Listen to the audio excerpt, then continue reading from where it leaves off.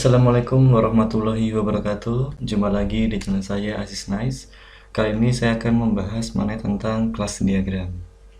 Oke, langsung saja kita lihat apa sih pengertian daripada kelas diagram itu.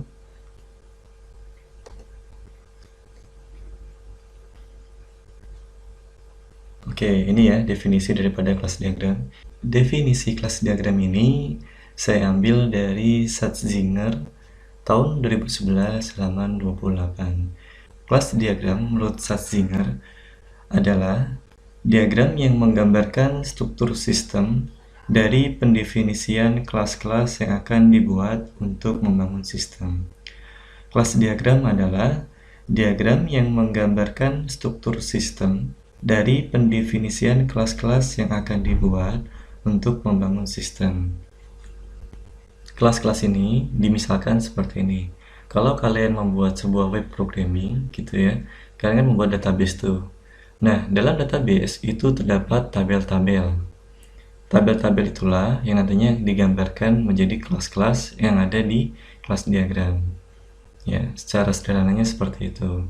Jadi tabel-tabel yang kalian di database itu nantinya digambarkan dalam bentuk kelas-kelas di kelas diagram. Itu kalau misalkan contohnya web programming. Tapi misal saja kalian membuat sebuah program dari NetBeans misalkan ya, menggunakan bahasa pemrograman Java. Nah, itu nggak semua kelasnya merupakan tabel. Ada beberapa kelas yang fungsinya hanya untuk mendukung kelas lain, di mana dalam kelas itu terdapat metode yang fungsinya untuk mendukung kelas lain atau sebagai pewarisan yang ditujukan untuk kelas lain. Jadi tergantung kondisinya, pemrograman apa yang kalian gunakan, ya, dan juga sesuai dengan kebutuhan yang kalian gunakan waktu membuat program, ya. Tapi secara sederhananya, seperti yang saya jelaskan tadi, ketika kalian membuat database, ada tabel-tabel, nah itu nantinya bisa dijadikan kelas-kelas pada kelas diagram untuk dijadikan pemodelan dalam kelas diagram. Oke, seperti itu ya kurang lebih gambaran daripada kelas diagram. Oke, lanjut.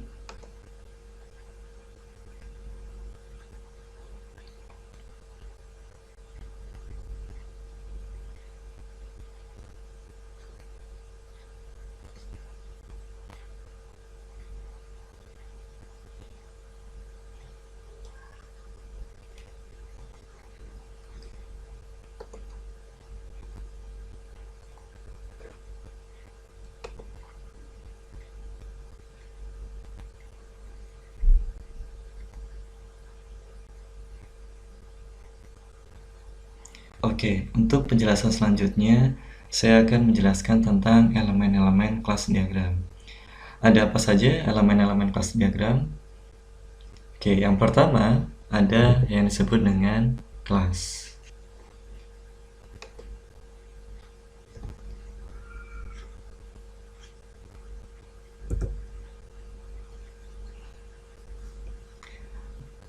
Elemen kelas ini mewakili orang, tempat, atau hal-hal yang dibutuhkan sistem untuk menyimpan informasi. Jadi kelas ini berupa objek ya, ataupun subjek ya. Jadi kalau misalkan kalian ingin menentukan kelas, itu harus tahu dia berupa objek atau subjek ya, ataupun berupa tempat ya. Intinya objek atau subjek tadi itu bersifat menyimpan informasi.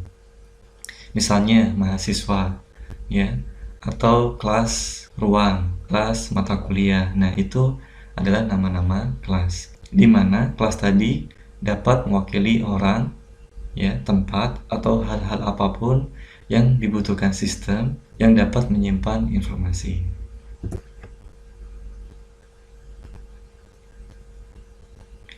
Untuk selanjutnya ada elemen atribut. Atribut ini ada di dalam elemen kelas ya. Atribut merupakan properti yang menggambarkan keadaan suatu objek. Nah, kelas tadi itu kan merupakan objek. Misal ada kelas mahasiswa. Atributnya apa? Atribut mahasiswa yaitu NIM, nama, kelas, nomor telepon, dan lain-lain. Itulah atribut. Jadi atribut adalah properti yang menggambarkan keadaan suatu objek. Begitu ya? Sudah paham ya? Oke, selanjutnya ada elemen yang disebut dengan elemen operation. Operation ini juga terdapat di dalam elemen kelas. Jadi ada dua elemen yang terdapat di dalam kelas. Yang pertama atribut, yang kedua operation. Operation mewakili tindakan atau fungsi yang dapat dilakukan oleh kelas. Itu fungsi daripada operation ya. Jadi operasi ini contohnya ada save, edit, update, delete, dan lain-lain. Jadi operasi-operasi yang ada dalam kelas ini disebutnya operation, atau bisa disebut juga method atau function. Jadi method atau function yang di dalam kelas itu disebutnya operation, yang fungsinya untuk melakukan fungsi ya pada kelas itu sendiri. Seperti tadi saya jelaskan, contohnya ada save, ada perintah edit, delete. Jadi ketika di pemrograman kalian, kemudian di situ ada fungsi delete, edit, ya, fungsi CRUD, ya, yang ada dalam sebuah kelas, itu artinya kalian menggunakan operation, elemen operation. Oke, selanjutnya saya akan menjelaskan tentang elemen generalization.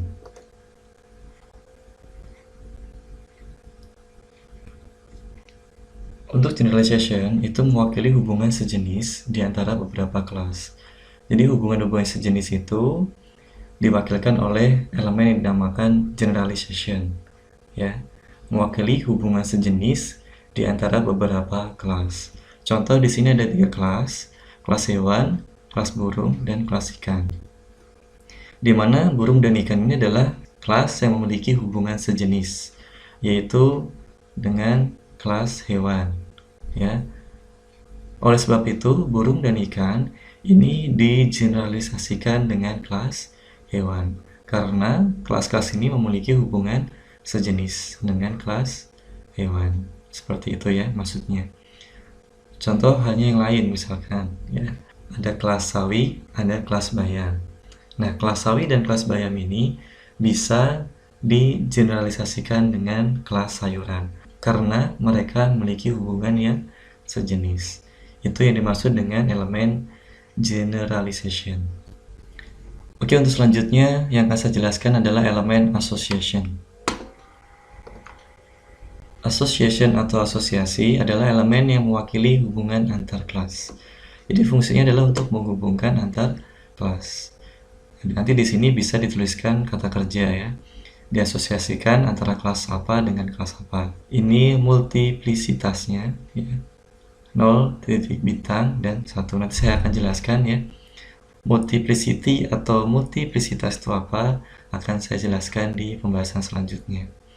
Itu ya, jadi fungsi asosiasi atau association menghubungkan antar kelas, antara kelas 1 dan kelas lain. Oke, untuk yang berikutnya ada elemen multiplicity. Multiplicity atau multiplisitas ini memiliki 6 ragam atau 6 jenis.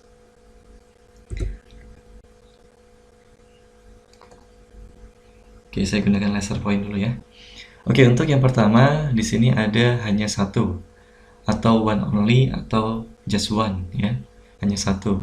Di sini contohnya ada kelas departemen dan kelas kepala. Cara bacanya seperti ini.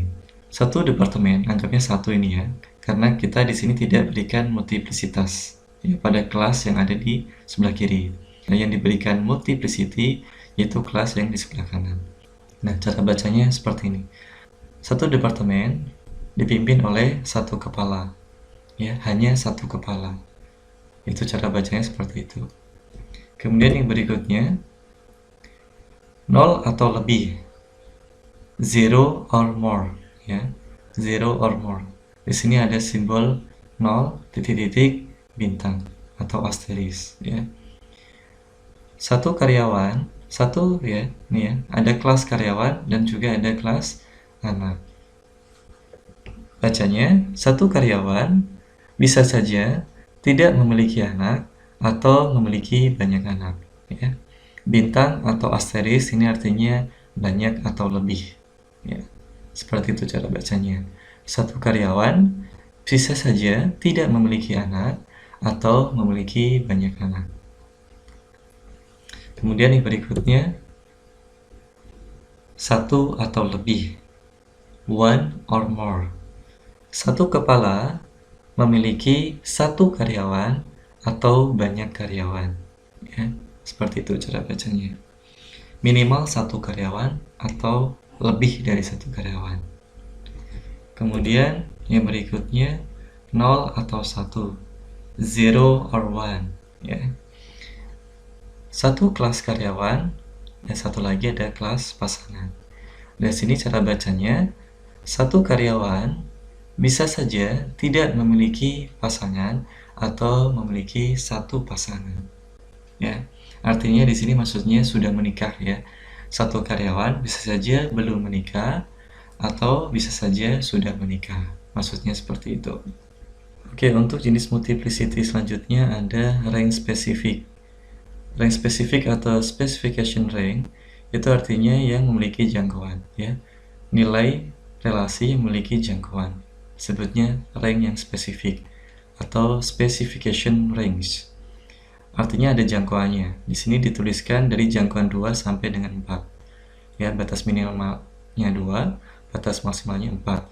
Contoh di sini ada kelas karyawan dengan kelas cuti. Artinya, seorang karyawan itu dapat mengambil cuti mulai dari 2 hari sampai dengan 4 hari. Maksudnya seperti itu ya. Jadi artinya seorang karyawan dapat mengambil cuti dari 2 hari sampai dengan 4 hari. Seperti itu.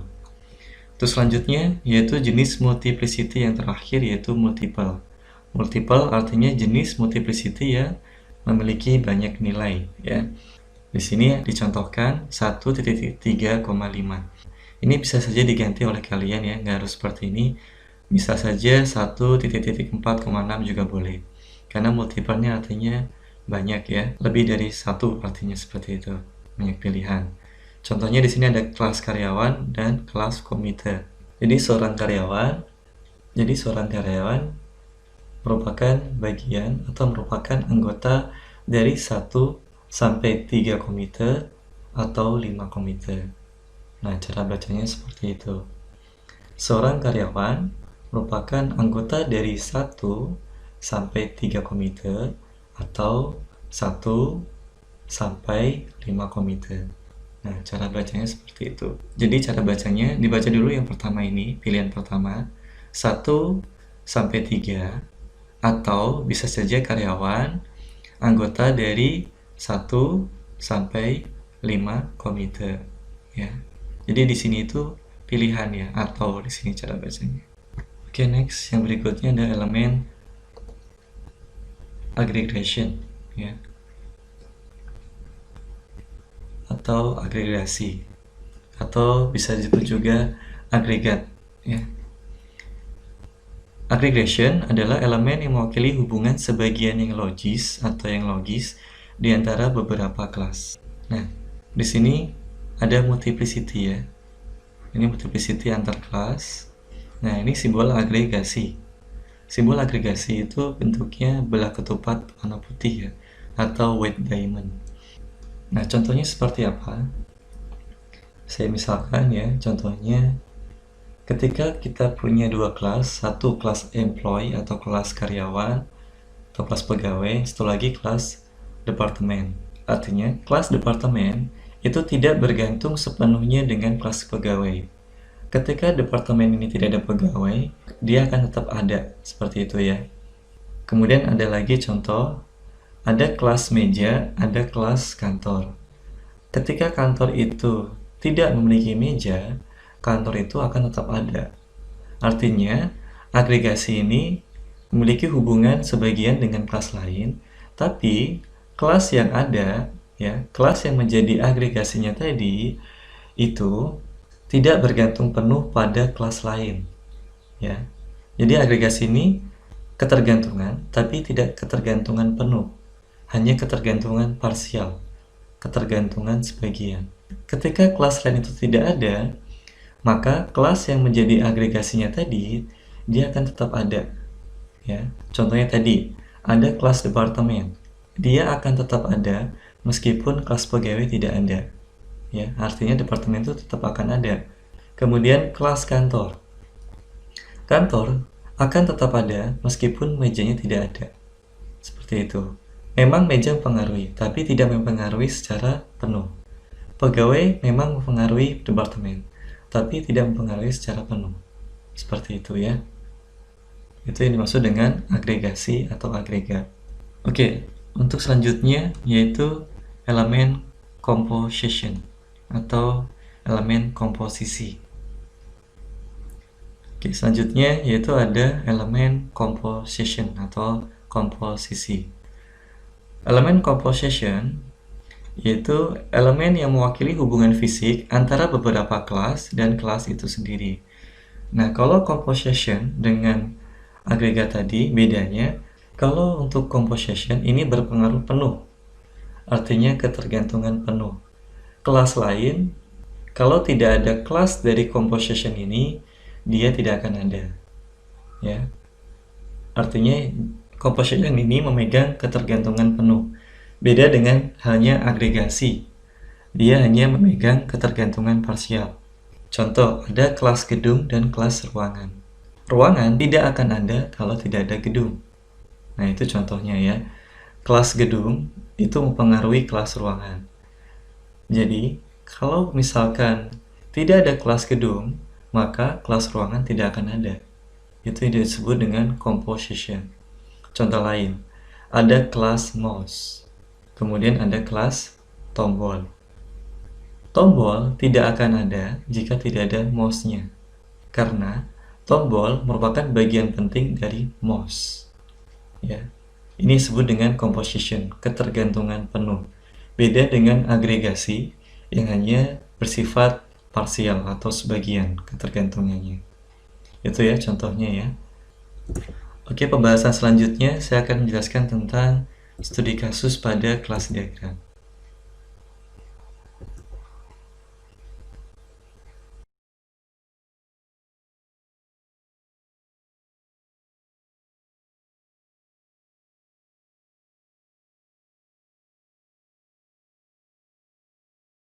Oke, untuk selanjutnya saya akan bahas tentang studi kasus pada kelas diagram. Di sini terdapat 4 kelas dari contoh sistem penjualan sederhana, yaitu ada kelas barang, kelas pengguna, kemudian kelas transaksi, dan yang terakhir kelas detail transaksi. Oke, kita bahas dulu untuk yang kelas pengguna. Di kelas pengguna, di sini ada 4 atribut dari kode pengguna sampai dengan hak akses. Kemudian untuk operationnya dari save sampai dengan print. Di kelas pengguna terdapat atribut hak akses. Misal saja di sini saya kasih contoh 2 hak akses, yaitu kasir dan pelanggan. Kita ke hak akses yang pelanggan terlebih dahulu. Di sini cara bacanya, satu pengguna membeli minimal 1 atau banyak barang. Ya, minimal membeli 1 barang atau banyak barang. Pengguna di sini yang dimaksudkan adalah pelanggan.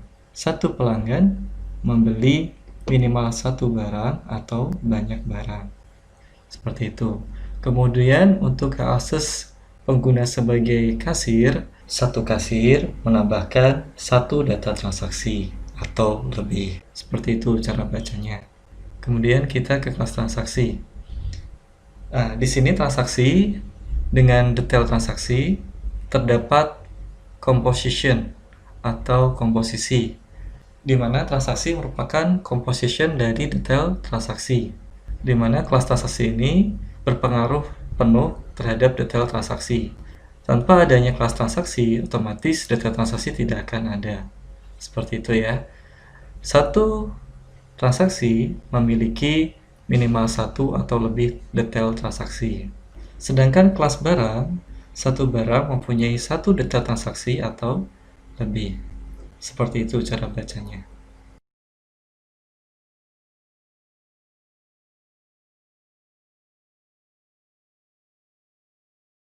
Kelas barang itu memiliki atribut kode barang sampai dengan stock, sedangkan operationnya dari operation shift sampai dengan auto.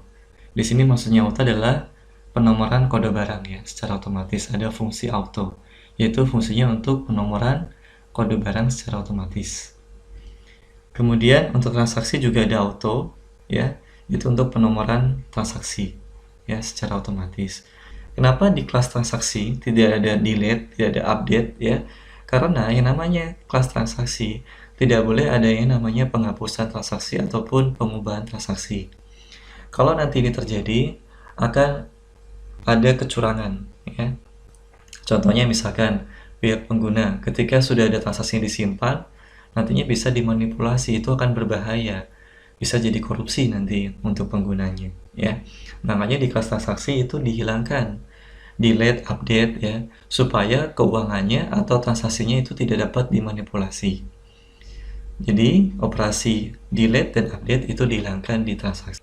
Oke, demikian penjelasan yang dapat saya sampaikan mengenai tentang class diagram. Sampai jumpa lagi di pertemuan selanjutnya. Kurang lebihnya saya mohon maaf. Terima kasih. Wassalamualaikum warahmatullahi wabarakatuh.